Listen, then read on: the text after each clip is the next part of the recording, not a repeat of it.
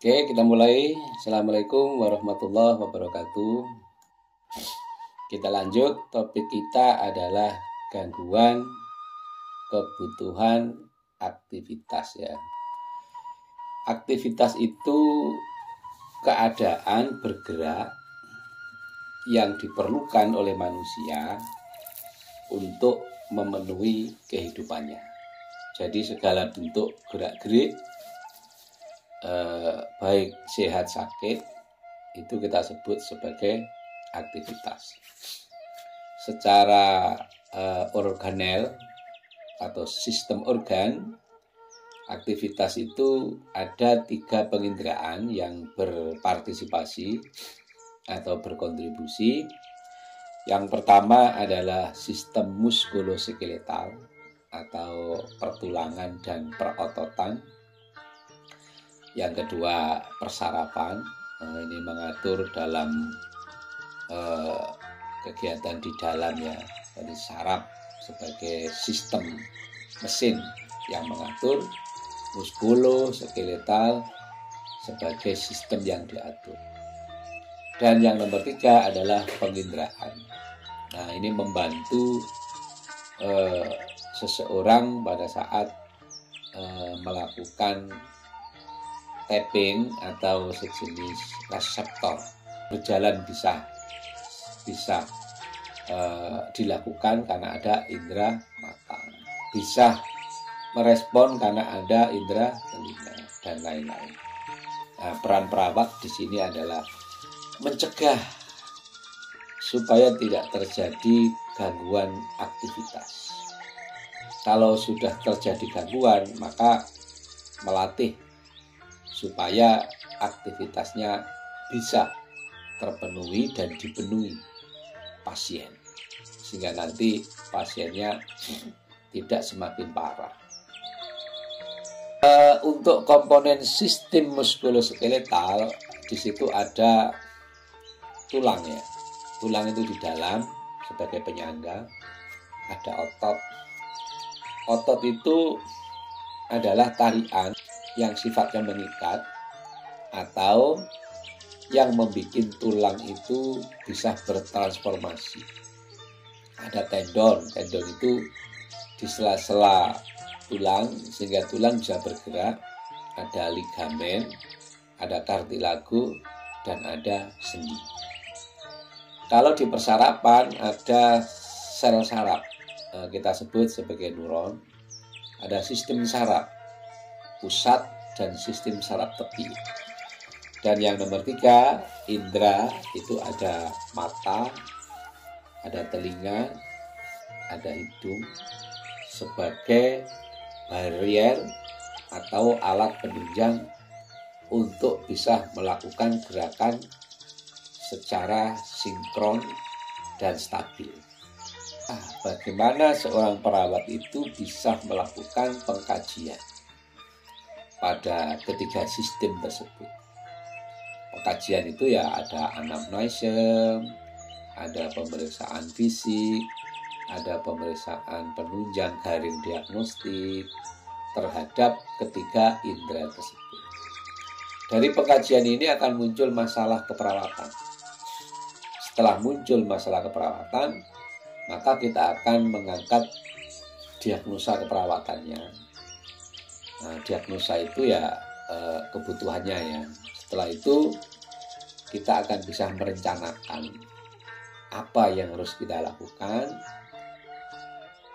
kemudian mengimplementasikan atau melaksanakan rencana kita, dan yang terakhir adalah melakukan evaluasi terhadap perencanaan dan implementasi yang sudah kita lakukan. Kita masuk pengkajian. Di anamnesa misalnya. Anamnesa muskuloskeletal yang paling sering itu adalah penjelasan nyeri. Karena nyeri itu adalah salah satu sign atau tanda bahwa terjadi gangguan di muskulus. Nyeri saat gerak, nyeri lokasi, nyeri karena keterbatasan aktivitas. Jadi ciri pokoknya adalah nyeri. Untuk anamnesa persarafan, yang menjadi patokan adalah tingkat kesadarannya. Tanda-tanda vitalnya, respon pupil. Loh, respon pupil kok nggak di penginderaan, Pak? Respon pupil itu memang ada hubungannya dengan sistem saraf pusat.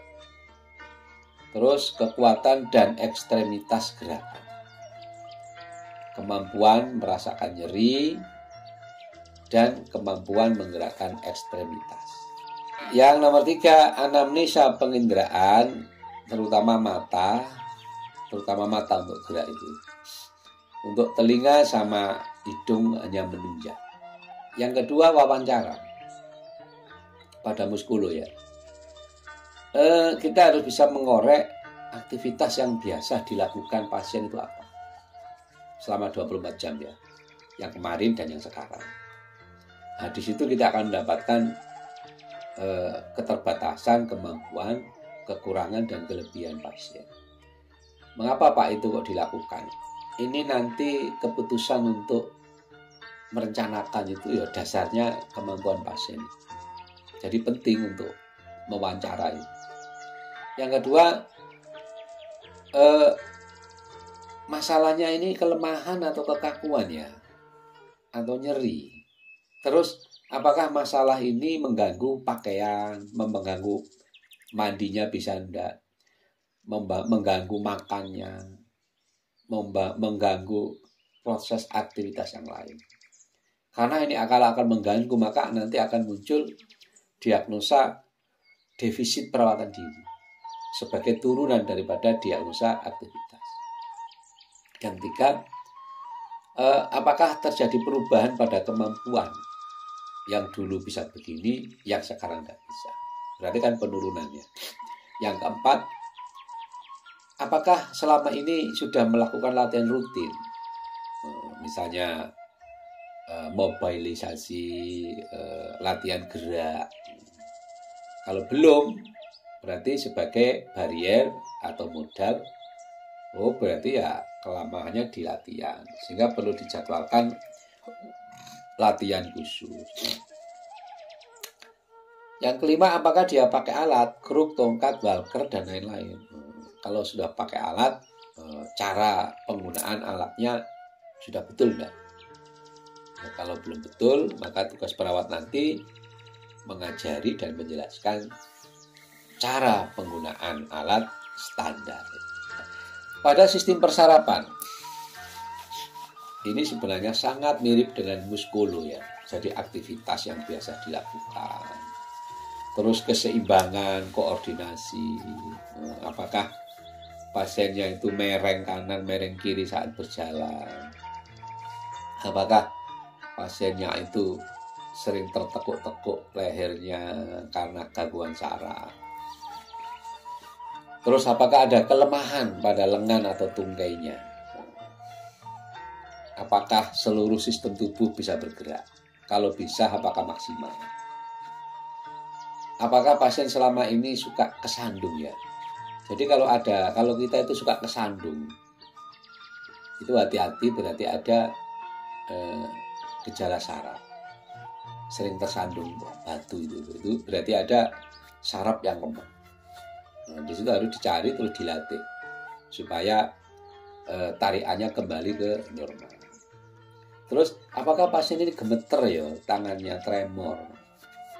Terus yang terakhir, dulu pernah kejang enggak ya? Terus kapan kalau pernah kejang? Nah, itu ditanya, menjadi catatan hasil wawancara. Supaya nanti apa? Masalah dan perencanaan kita tepat sasaran, tepat program. Karena setiap orang mempunyai kelemahan, kebutuhan, kelebihan masing-masing. Pada sistem indera, apakah penglihatannya normal? Maka nanti ada tes visus. Apakah menggunakan goggle pelindung saat aktivitas? Apakah pendengarannya normal? Bisa mendengar dengan jarak berapa? Apakah menggunakan alat pembantu pendengar? Dan lain-lain. Tes kekuatan otot. Kalau pasien tidak ada tanda gerakan, maka nilainya 0. Berarti dia lumpuh. Lumpuhnya itu 4 ya. Kaki kanan kiri, tangan kanan kiri. Jadi nanti pemeriksaannya ya 4. Kaki kiri bagaimana, kaki kanan bagaimana, tangan kiri bagaimana, tangan kanan bagaimana. Nilainya dewi-dewi gitu. Kalau pasiennya itu hampir tak bergerak, tapi ada gerakan, maka nilainya 1. Kalau pasien itu tidak dapat mengangkat berat tungkainya sendiri, tetapi bergerak baik tanpa pemberat, tidak ada tahanan ya. Tahanan itu bisa tangan kita, atau kita kasih beban, maka nilainya 2. Nah, tapi dia tidak bisa mengangkat, hanya bisa bergerak horizontal, vertikalnya tidak mampu, itu 2. Kalau dia bisa mengangkat beratnya sendiri tanpa tahanan ya, misalnya dapat mengangkat tangan, dapat mengangkat kaki, 4-4-nya, itu nilainya 3. Kalau pasien dapat mengangkat dan bertahan terhadap sedikit resistensi, itu bisa benda, bisa tangan kita lawan dia, kok keras, itu nilainya 5. Tapi kok lemah dan tidak bertahan, nilainya 4. Nah, itu kita sebut sebagai kekuatan dan kelemahan otot. Pemeriksaan fisik muskulo. Fungsi motorik, spatik, kelemahan sendi, nanti minggu depan ya. Kaku sendi, terus edem, biasanya di kaki sebelah kanan ini edem ya. Terus ada hipo dan hiperanestesia. Nyeri, dia merasa nyeri tapi kita pegang tidak terasa. Nah, berarti ada saluran muskuloskeletanya, ototnya, tulangnya tidak tersalur dengan persarapan. Khusus pemeriksaan fisik, PF itu pemeriksaan fisik ya, persarapan. Nanti ada pengkajian persarapan. Yang pertama ya tingkat kesadaran, GCS. Yang kedua, gangguan keseimbangan. Yang ketiga ya kalau stroke ya, kalau ada hemiparesia ya hemiplegia. Terus apakah menimbulkan perubahan kepribadian? Apakah mengakibatkan perubahan kemampuan berpikir? Terus pemeriksaan saraf yang lain, apakah beban siskinya plus atau minus? Apakah sakit kepala? Dicatat aja. Berikutnya adalah pengkajian penginderaan. Ya lebih mengarah kepada subjektivitas daripada pasien ya. Jadi tindakan medis yang selama ini dilakukan apa, obat-obat yang diminum apa, penyakit-penyakit yang pernah diderita apa saja, terus lingkungan dia bertempat di mana. Jadi misalnya dia punya rumah di samping bandara itu kan, terus dia pendengarannya berkurang kan, berarti kan otomatis ada hubungannya. Setiap hari mendengar pesawat yang terlalu keras sehingga menimbulkan tuli yang superficial. Nah, kita masuk pemeriksaan penunjang. Yang pertama adalah pemeriksaan penunjang muskulo. Kita sebut angiografi. Ini untuk mengetes pembuluh saraf dan pembuluh darah dengan alat. Yang kedua, foto ronsen, ini untuk melihat apakah ada patah tulangnya. Yang ketiga, IMG, itu adalah untuk mengetes saluran persarapan di pembuluh darah. Terus darah vena, ini untuk mengetahui komposisinya. Jadi misalnya darah merahnya kurang, itu kan ngeluh dan kurang konsentrasi. Terus ada vaskular Doppler. Vaskular Doppler itu untuk mengetahui fungsi saraf dan peredaran darah melalui getaran suara yang tinggi. Itu ada alatnya, disebut vaskular Doppler. Ada AGD, analisa gas darah. Mengambil darah arteri untuk mengetahui kualitas darahnya. Yang kedua CT scan untuk mengetahui sistem saraf pusat dan tepinya. Lumbal fungsi untuk mengetahui apakah ada penyakit-penyakit tertentu yang mengganggu persarapan pusat, misalnya meningitis dan lain-lain. Transkranial Doppler sama ya, mengetes tekanan transkranial dengan getaran bunyi yang tinggi. Dan yang terakhir elektrolit dan darah. Jadi komposisinya dulu. Yang tinggi apa? Magnesium kah, Na kah, dan lain-lain. Untuk mata ini fisis untuk mengetahui min bilasnya. Terus refleks matanya, refleks pupilnya. Fundoskopi, terus otoskop, rinoskopi, dan lain-lain. Nah, kita langsung masuk di sini. Secara SDKI, standar diagnosa keperawatan Indonesia, pasien dengan gangguan aktivitas itu akan muncul 3 diagnosa. Gangguan mobilitas fisik, gangguan intoleransi aktivitas, sama risiko intoleransi aktivitas. Jadi muncul 3 diagnosis. Itu kalau tidak ada penyakit penyerta yang lain. Kalau ini sudah berat, akan menimbulkan tambahan diagnosa ke arah perilaku. Maka nanti akan muncul diagnosa defisit perawatan diri.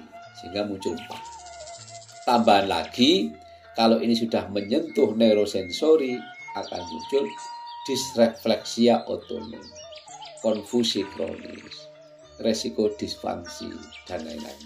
Ya, umumnya ya, intervensi utamanya adalah dukungan ambulasi. Yang nomor 2, dukungan mobilisasi. Maka nanti ada latihan ROM aktif, ada latihan ROM pasif. Pertemuan berikut. Pendukungnya adalah edukasi. Gimana caranya ambulasi? Mendukung perawatan dirinya. Membuatkan manajemen program latihan. Jadi Pak latihannya sampai wajib 30 menit setiap sehari berapa kali. Nanti penjadwalan di ruangan.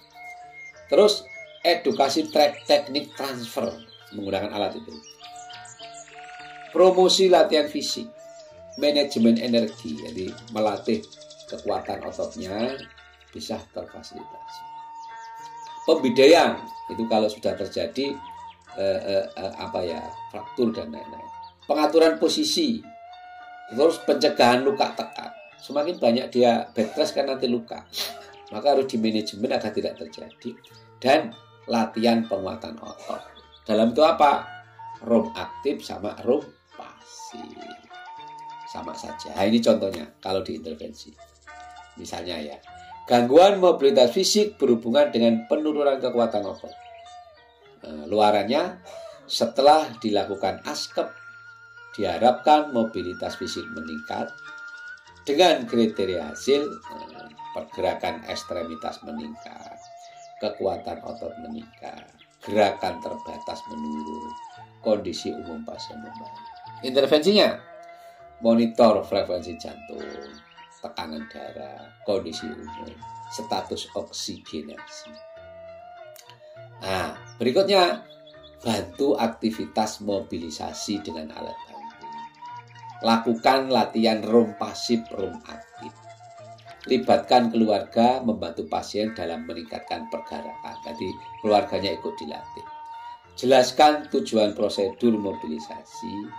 Anjurkan mobilisasi sederhana yang mampu dilakukan. Yang terakhir adalah kolaborasi pemberian obat sesuai dengan advis dokter.